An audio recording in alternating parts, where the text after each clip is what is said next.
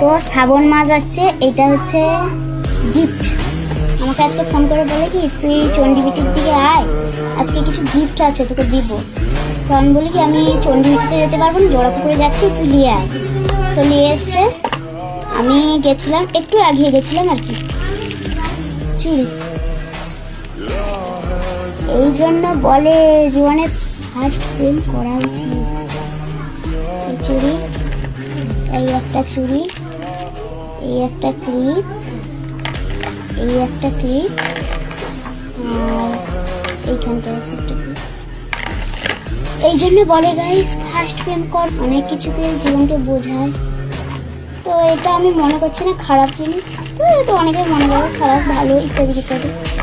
তো আমার ভালো লাগছে ব্যাপারটা। তো মানে এইরকম ছিল।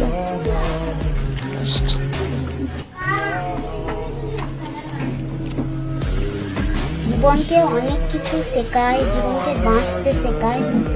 আর অনেকে বলে কি যে বয়সটা হোক দিলে বুঝতে পারি।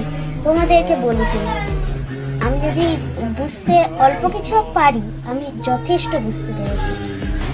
তো চিঠি লেখা বা রক্ত দেওয়া যা তা ব্যাপার না, ওইটা যে ছেলে করতে মানে অনেক অন্য ছেলের ব্যাপার আলাদা, ওর ব্যাপারটা আলাদা আমি রাখছি, ওর ব্যাপার কিন্তু আমার ব্যাপার পুরোপুরি আলাদা।